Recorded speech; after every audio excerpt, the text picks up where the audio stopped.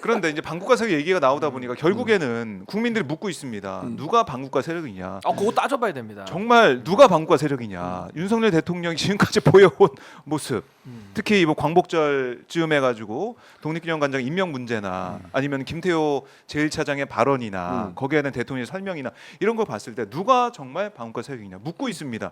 누가 반국가 세력이냐? 저는 그러니까 네. 윤석열 대통령을 반대하는 모든 사람이 반국가 세력이라고 본다고 생각해요. 윤석열 대통령은 그렇게 거기- 본다고 본인은. 근데 진짜 반국가 세력 누구예요? 진짜 반국가 세력이죠? 네. 나라를 망치는 사람들이죠. 누구죠 누구? 누굽니까? 실명을 좀 얘기해 주세요. 실명. 실명이라니 이 사람들이. 항상 얘기 명예훼손 좀 때문에 사람들이- 실명 얘기를 안 하십니다. 중요한 시기예요. 아 지금 교수님 제가. 요거 법적으로 괜찮습니다. 제가 괜찮대요, 자문해도 괜찮대요. 괜찮습니다. 요거는 요 정도 언론의 표현의 자유는 괜찮습니다. 네. 실명 한번 신인규 변호사가 제일 싫어하는 사람이에요. 끝까지 실명은 신인규 외에는 얘기를 안 하십니다. 알겠습니다. 예, 중요한 충분히 시기라고 돼 있어요. 아 윤석열 대통령 부부라고 저는 생각합니다. 그러니까 제일 네. 싫어하는 사람이라고 동의합니다. 아 제가 복라인 대변인입니다. 대변. 진봉술로 벗어나고 있고 신인규 아, 변호사가 진봉술. 받아서 얘기를 해주고 네. 있는데, 그러니까 국민들이 묻고 있는 거예요 계속. 반국가 세력 나오니까 이거 누굴 얘기하는 거지? 네. 이렇게 말씀하시는 거죠. 근데 저는요 예. 반국가 세력이라고 하기에는 윤석열 대통령 요 세력을 표현하기가 정확하지가 않고요. 저는 이제 매국노 세력이라고 저는 봐야 될 것 같아요. 왜냐하면 아하. 이번에 광복절 때 나라가 뒤집어졌습니다. 이제는 남은 건 독도 하나뿐이다. 이제 국민들께서 이렇게 이야기하실 정도로 독도 빼고 좀 다 내줬다. 그럼 독도는 안전한가? 이렇게 묻고 있거든요. 근데 이번에 김태효 지금 안보실 차장이요. 이분이 얼마나 힘이 세냐면 안보실장이 4번이나 바뀌었습니다. 집권 2년 6개월 동안 4번이 바뀌었는데 안보실의 2인자는 계속됩니다. 뭐 2차장도 바뀌고 있는데 1차장 계속 그 자리. 여기 뭐 붙박이요. 거의 뭐 한덕수 예. 총리랑 임기를 같이 마칠 것 같은 분인데 이분이 방송 나와서 뭐라고 하냐면은 중요한 건 일본의 마음이다. 네. 중일마. 중꺾마라고 우리가 할 때 중요한 건 꺾이지 않는 마음 네. 이 얘기를 했었는데 그건 애국심의 표현이었거든요. 네. 근데 이제는 중요한 건 일본의 마음이라는 중일마로 공개 표현을 하면서 야 이쯤 되면 이건 반국가를 넘어서서 이제는 국익을 외국에 팔아먹는 거 아니냐. 네. 그럼 매국 세력 아니냐라고 국민들께서 이제는 거의 그렇게 보실 것 같아요. 제가 볼 때는 하하. 매우 심각한 상황입니다. 그러니까 이렇게까지 얘기가 나오는데 뭐 일본의 피로감을 얘기를 하는 대통령실 이거 가지고도 여러 가지 얘기가 나오는데, 어제 보니까 민주당에서 이런 정말 역사 의식이 없고 정말 반국가 세력 같은 생각을 하는 식민 지배를 옹호하는 그런 사람들 공직에 나오면 안 된다. 공공기에 가면 안 된다. 그 법안을 발의한다는 거 아닙니까? 그러니까 예를 들면 뭐 예. 특히 이제 이렇게 역사를 왜곡하거나 네.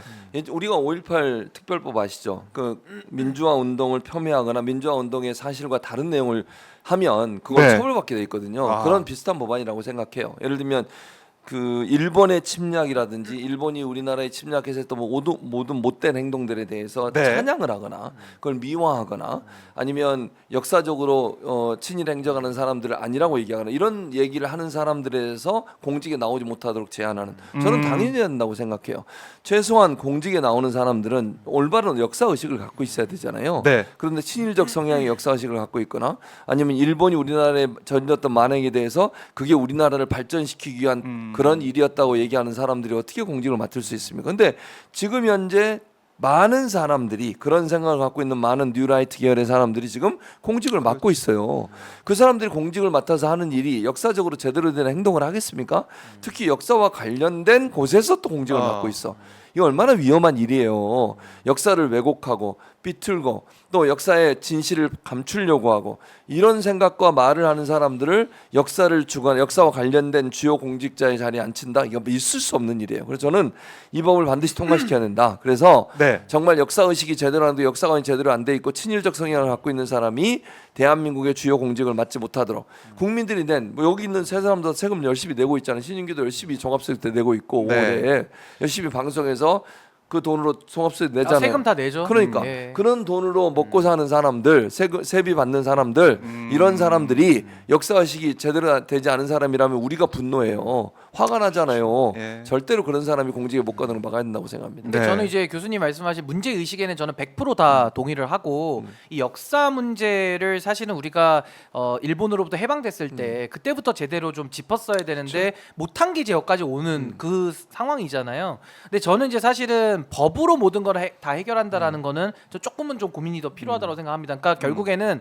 정치적으로 심판하는 게 가장 확실하고든요. 네. 근데 법으로 이제 들어갔을 때는 이게 또 악용될 가능성이나 또 이제 부작용도 우리가 고민은 안 할 수가 없기 때문에 저는 법으로 바로 가서 가장 강력한 수단보다는 조금 더 저는 뭐 정치적인 책임을 먼저 묻는. 그래서 저는 독립기념관장이나 주요 보직에 대해서는 저는 탄핵 대상으로 규정하는 정도 입법, 저는 그 정도는 합리적이라고 저는 보고. 근데 이건 네. 이제 넘어가서 이제 처벌로까지 해서 공직을 영원히 박탈하는 이제 이런 식으로 규제하는 거는 조금 신중할 필요가 있다 그런 네. 생각이 들고.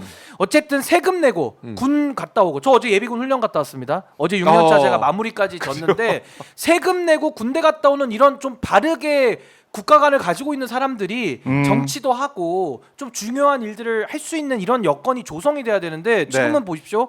세금도 탈세도 많이 하고 또 군대도 안 갔다 오고 역사관도 완전 거꾸로 된 사람들이 이 정부에서 요직에 다 들어가 있어요. 그러니까 이런 부분들은 정말 국민들이 네. 좀 정치적으로 이건 좀 개혁이 좀 확실히 필요하다라는 그러니까 생각이 그게 듭니다. 이제 문제는 신 변호사 얘기했듯이 네. 그게 잘 되면 문제가 없지만 네. 규정이나 법을 안 만들어 놓으면 그렇게 못 하잖아요, 지금. 예를 들면 대통령 한 명 바뀌었는데 이렇게 이상한 나라가 돼 버렸어요. 그러니까 지금 신규 변호사처럼 제대로 생각이 든 사람들이야 그렇게 하지만 윤석열 같은 대통령이 앉아 있는 한 이런 일이 계속 반복될 수밖에 없어. 네. 그러다 보니까 어쩔 수 없이 규정이나 법을 만들어서라도 이런 일을 막아야 되는 상황이 된 거죠, 결국. 그래서 저는 이제 그 사태의 근본 원인은 윤석열이라고 하는 이 사람이 문제라고 저는 보거든요. 그러니까 네. 이 사람에 대한 더 이상 대통령직을 수행할 수 없게 만드는 일에 저는 우리 국민들이 좀 힘을 다 모아서 저는 뭐 탄핵보다 더한 것도 해야 된다고 봅니다. 그렇게 네. 해서 정리를 하는 게 가장 좀 빠른 길 아닌가라는 생각이 듭니다. 블루 NC님이 네. 몇 살인데 아직도 예비군 훈련 받냐고. 아직 어립니다. 님도 어립니다. 아 군을 또 늦게 갔다 와가지고 어제도 예비군 훈련 젊다면서요. 갔더니 제가 예. 어제 갔더니 공익법무관. 동대장님보다 제가 형이더라고요. 아니 공익 뭐였죠? 공익법무관 법무관. 출신입니다. 네. 군을 늦게 갔다 와서 예비군이 그래요. 어제 끝났습니다. 청년 우리 그래서 신인규. 다시 그 통풍이 왔습니다. 예비군 훈련 갔다 와가지고. 어제 군화 신고 와가지고 발이 또 한 번 제가 부상을 또 입었습니다. 이거 신원식 장관한테 이거 굉장히 유감입니다, 진짜. 예. 부상 투혼.